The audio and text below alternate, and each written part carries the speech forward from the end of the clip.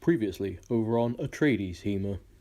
Hello, Atreides HEMA. Hello, 610 here. So, Scholar Gladiatoria, Matt Easton had his friend Zac Evans from Zac Evans. Asked him 6 scenarios, which weapon would you choose? Thought it would be fun to play along. Let's just get into it. Longsword. Something like a mace, a warhammer, a mesa, Viking sword, a bardiche, side sword, spy-handed, and side sword again. rocks, Throw a fireball. And now, 6 brand new original scenarios. Which weapon will I choose?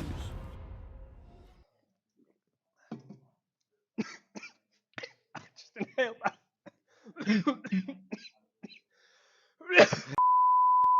Hello again. Hello. Right, last time you gave me the questions off Scholar Gladiatoria's video. Yes, I didn't have to do any work at all. I just copied his questions. That's fine. I didn't do much work. I just sat down and thought for a little bit. Came up with some sort of ridiculous scenarios for you to try and choose a weapon for. Cool. So, number 1 is a 1v1 duel. It's matched primary weapons and skills. So, you know, if you find someone who's more or less on a similar level to you, Sure. you're inside of a courtyard or a piste, so you've got a limited area to fight in. Fun. Both in full harness, and you both have rondelles as a side. Okay. What are you choosing? Yeah, I was going to say Rondell.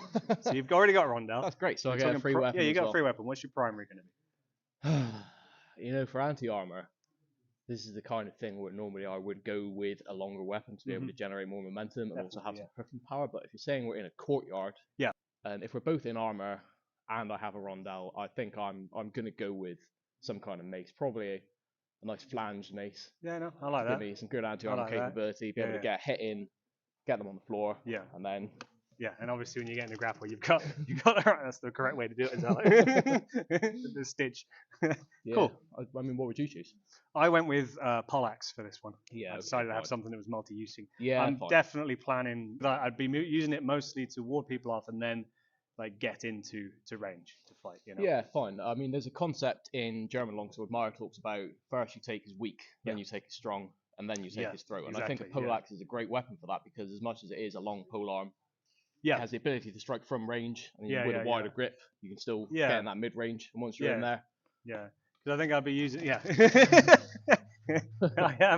I was thinking I'd use it to sort of like instead of using it at these big wide arcing hits, I'd use it to hook their weapon, and then use the point on the top to sort of threaten their face. Yeah, that's a great idea. Once you've got control over their weapon, there's not a lot you can do, and even if they manage to recover, you're still probably in a stronger position to be able to hook a different body part, maybe a leg, maybe get them on the floor, and I'm not going to do the mime again. It's okay. I think you get the picture. No, you definitely should. That's the way. Question 2. It's a 1v1 again. Yep. Your opponent is in full harness. They're armed with a poleaxe only. That's all they've got. No rondelle side this time. Okay. You're unarmored. You have a basic like bassinet helmet. Okay. So you've got something on your head. But I guess you can have gauntlets. I'll be nice, and you can have Thanks. gauntlets. But like the rest of it, best case you got like a gambeson. I mean, the gauntlets are going to make a big difference for me here because if I didn't have gauntlets, I would want something with hand protection, which is going to severely limit what I'm able to do. Yeah. But with gauntlets, I'm something on a pole every day. if I'm not in armor and you have armor, I want to be as far away from you as possible and controlling the fight. And if they've got poleaxe, I need something longer than poleaxe. Yeah.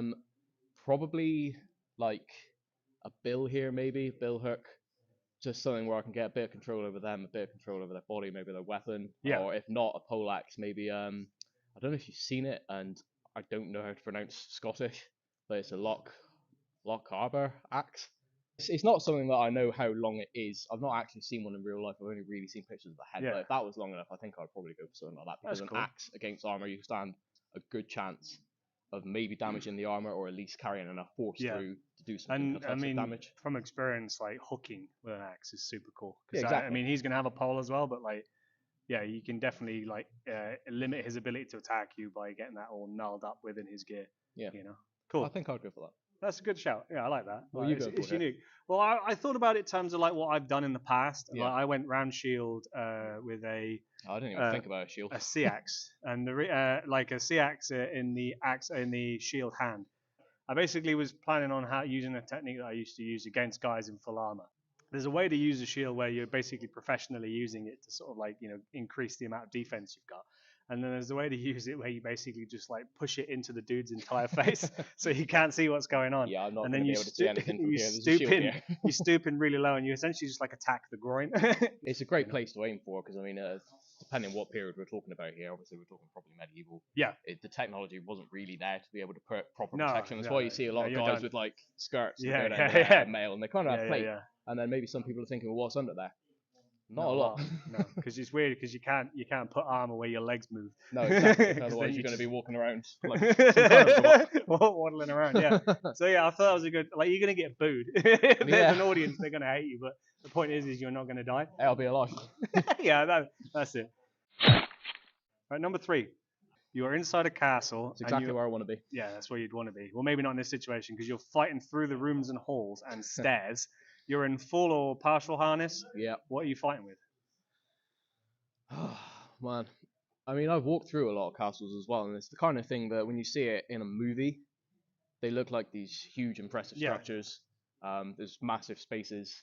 You go to a real castle there, not like that. Yeah. You know, on a film, they have to fit all the cameras in. Yeah, exactly. There's like a huge like set behind them. Exactly, but when you're building a real castle, there's only so much stone in the world. Yeah. And especially when you go up spiral staircases, it's a very tight-in area. Dude, so they're ridiculous. I don't think I'm going to be choosing anything really long here. No. So Yeah, I mean, open this to you. is probably arming sword and shield, I think. Yeah.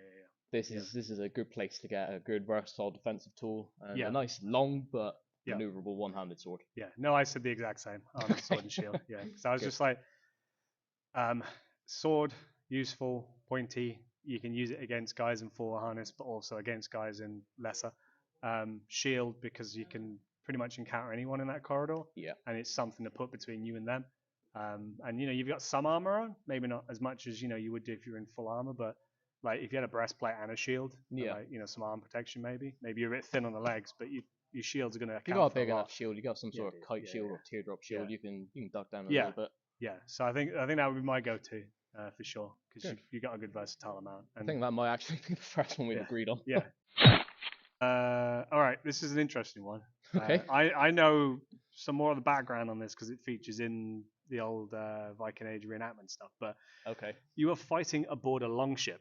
All right. You're repelling a boarding action against mixed weapons, obviously no guns. Yep. There's a good chance during the fight you may get pushed overboard.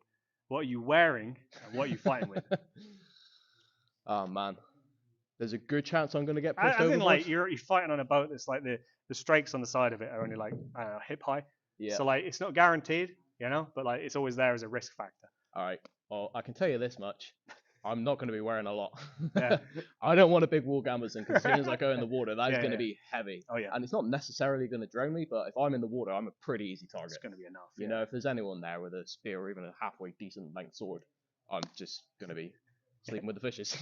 I just imagine you swimming back up to the boat. It's Yeah. going to be like that scene out of like Always Sunny in Philadelphia, where he's like, "Oh no, you don't." Yeah, sure. So honestly, I think in a close-in situation like that as well, because long ships are actually smaller than I thought they would be when I first started really looking at them. Like the really, really big ones, they're super long, but they're still not particularly wide. No, Maybe, exactly. I don't know, 4 or 5 people Yeah. abreast. So I think a medium-sized shield is basically going to give me as good or better defense yeah. capability as any sort of clothing. Yeah. Plus, it's hot, and I'm assuming I would have been rowing. You know? Yeah. I mean, you got out there somehow. I think I'm going to want some sort of hand axe here. So medium length. Yeah. Maybe the length of like a warhammer, you know? Yeah. No, Where yeah. I can hold it closer to the top if I'm really fighting in. Yeah. Get some maneuverability, yeah. or I can chuck it up. Get some nice length on it. Yeah. I think that's probably what that's I a go good for. shout. Yeah, that's a good shout. What do you In think? conjunction with the shield. Yeah, do I pass? No, yeah, for definite. Like, to be honest, like mine is essentially I was going to go for either a sword and shield or an axe and shield. Great. Depending on what it was. Like, and I'd go as deep as to say like I'd go for a bearded axe. Okay. So you got ones which have sort of a slightly more pronounced horn, so you can use it more like a stabbing weapon because there's that point on the end of it. And the beard means that you can like like you were saying when you drop the handle down, right, it sits on you you have like it that. almost as like a knuckle bow. It's a knuckle bow, yeah. And it then becomes like a punching. Exactly, yeah. So if you get into that CQB, but I also took a calculated risk and said that I was going to wear a spectacle helmet, which is a very one of the only ones that we found like intact helmet from the Viking Age, and I'm going to wear a mail shirt. Okay. Okay. Sure. Okay. Now, and here's my logic behind it. Okay. So the helmet you can get off quite easily. Okay. Okay. Now the shirt's a little bit more is a little bit more risque. Yeah. But so you fall into the water, the shirt comes down to about your hips. I know how to take off a shirt, and the way to take off a male shirt. I know how to take off a shirt. I'm not an idiot. A male shirt. I don't doubt that you know how to take off a normal shirt. I figured though, because you cut the sleeves off yours, maybe you were having issues. You know. I'm cutting that up. Salt. Now you hit the water, belt has to come undone. Sure. Yeah. You're top heavy, lose the helmet, flip legs up, okay, and then you can try and wiggle out your shirt. But the chances are I'm going to drown upside down, half in my shirt. You know, I mean, that's why I said it's a thinking. calculated risk. But I think the benefits of being on the boat in the strikes against guys who are attacking me with spears and swords, of having that extra protection, I'm willing to gamble, because it was a thing that they used to do, because there wasn't like a huge amount of like open space to fight in and around sort of Norway and the like. There wasn't like giant fields like you get in England as often. So more often than not, they would all like sail out into the middle of the fjord and then like tie their boats together and use them as one big fighting platform. Yeah. You know, which I think is freaking wild. But pretty like, cool. So that was where the idea come from, because I was like, it's super unusual. No one really knows like what they'd do if they were fighting the boat. You have to hold a passage, bridge, hall, tunnel, a narrow impasse. Only 2 men at a time can reasonably fight next to one another. So it's about a 2 men abreast. Think Battle of Stamford Bridge kind of an affair. You know? I figured that's like, what you were thinking. It's Are any of these questions not about Vikings? I mean, the first 2 weren't. They were about nice. What are you fighting with? Do you count a friend as a piece of gear? I mean, I'll say fine. Like, give me the what you do if it was just you, and then if you had a friend. Okay. It's difficult to think about, because it is quite a restricted space, and the German in me wants to say, give me a nice big two-handed Schlagschwert, Zweihander, Flamberge, whatever you want to call it. Yeah, and just go and I'm gonna spin around. But if we're in more of a corridor kind of space, a lot of those techniques are going to be limited. Yeah. So that does impede what I'm able to do. To be honest with you, this is going to be a very basic answer, and I'm just going to have to say longsword. Yeah. Because 2 against 1, I'm just going to pick what I know best. Yeah. Yeah. My chances are severely reduced of surviving, especially if it's like 2 against 1, and I get those 2, and then the next 2 are like, okay, 2 against 1 again. Damn, I'm getting tired. If it's me and a friend, I don't really know how to do shield wall stuff exactly, but I probably would go spear and shield.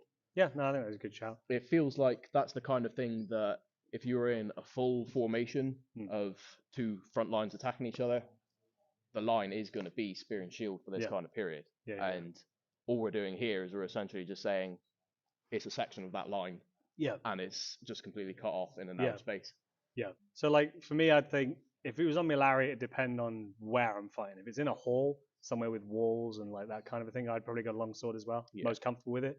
And because it's like a halfway house between sort of like a one-handed blade and a polearm in terms of you can do half swording, I'd be more comfortable trying to fight in a confined space with something. Yeah, that makes sense. Yeah.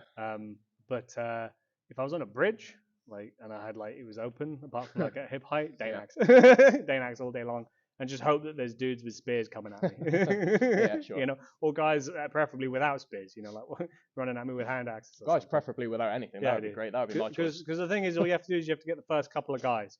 You know, and then you use them as like a little barrier. Because like now they have to step over their dying and bleeding friends. There's probably quite a big psychological impact. Oh, big time. This guy has just killed 6 of my friends, and they're all lying there. And if I want to fight him, I'm going to have to fight on top of their bodies. Kill. And he's not probably kill. Gonna... Just really badly injured. So like they're like in shit heaps on the ground going, ah! And you're just stood utterly silent, staring across at the next guys, and they're like, you do that. Well, what about if it's you and a friend? Me and a friend, I like your shield wall analogy. I would be the guy in the front. I would take shield and probably an axe for this one. Yeah. And the guy behind me, I would ask to have a 2-handed spear. That's how I would do it. Fun. So like he would be in charge of basically like, having the range and the precise sort of killing blows. Yeah. And I would deal with trying to intercept enemy weapons coming. And I think that's the best way to do it if you're in a confined space. Yeah. And the best chance you'd have of sort of surviving as a pair is one of you focus on the actual like the murder. And one of you at the opposite of that, trying to stop it from happening to you. It's nice that you're focused on surviving as a pair as well, whereas I asked, do you count a friend as a piece of gear? Yeah. You are cool. That's good. It's good to know where you stand. This last one is an interesting one. So you were infiltrating a camp to assassinate a lord, but you may get discovered and have to fight your way out again. What's your loadout? So you get no armor, which I think is obvious because I mean, you're not going to be clinking around. Yeah, and I guess you're wearing like dark clothes. It's like a basis. Yeah, okay, fine. Yeah, man, infiltrating a camp. It's a daunting task, actually. The more you think about it. I am gonna take a couple of things. The first thing that I want to definitely have is a bow. Yeah, that's a good shout. Because I think there's going to be situations where I need to cross some open ground, or there's just a guy slightly out of my way where I can't reach him. He's on the other side of a fire or something like that. There's just no way of getting to him without him seeing me. I think I'm going to need to have a bow for that kind of situation. Really good idea. It's going to give me a good chance of survival. And it's moderately quiet. Exactly, yeah. That's the thing, because I did think about a crossbow, but it'd be okay if I'm killing one shot. No, I think you might get away with the shooting, and it's the. I'm gonna want to be traveling light. I need to have the bow. I need to have some arrows. I'm gonna need a dagger here, really, because a lot of the fighting I'm gonna be doing is very close up. Yeah. I need to have some sort of option for if I get discovered, but I don't really know what I can carry that isn't just gonna impede me while I'm trying to sneak around. Yeah. No, I think that's a good. A big knife, as well as the dagger, something for stabbing, and then also something for chopping. Yeah. Something like a Baronware farmer's knife. Yeah. Anything kind of that sort of size. Yeah, decent size. Yeah. No, I could see that for sure. So like, my logic was like, I think a bow would be a good shout as well. I think obviously you'd have to use something in your quiver so the arrows didn't rattle together. You definitely have to have spaces and be happy that they're going to stay in place. And then, I like you. I was going to go for probably like a one-handed sword as a maximum, like an arming sword or something. Fun. And specifically in a leather sheath. Yeah. As opposed to like a wooden cord scabbard. Yeah. So it's not going to clack around. And then, likewise, I was also thinking something like a lang sax. But then I was like, well, I kind of want to have some hand protection. You're such a Viking. Yeah, you're such a Viking, and I'm so German. I want a Langsax. I want a Baronware. I think, a long knife with some kind of hand protection would be ideal. Yeah, great. Because the thing is if I get discovered, I'm going to book it. I want to be as lightweight as humanly possible, and the idea is the sword's there specifically so that if someone gets up in my business, I can fend them off a bit. Yeah, sure. Because I think if I had too short of a dagger and they were using a sword, I'm not going to be able to parry. Whereas with a short sword, I'd be quite happy trying to parry that. Yeah. That was my logic. All right, dude. Well, it was really difficult being on the other side of this. Yeah, well, I look forward to your counter questions next time. Yeah.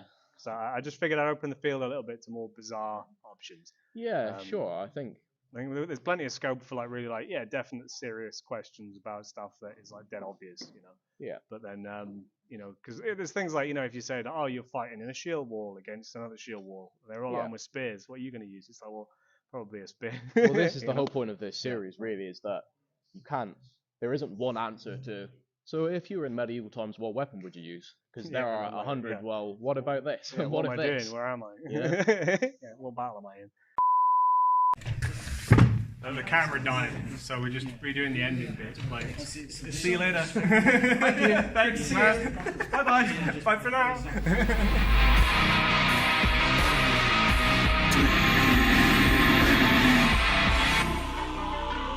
I will show you the greatest nightmare.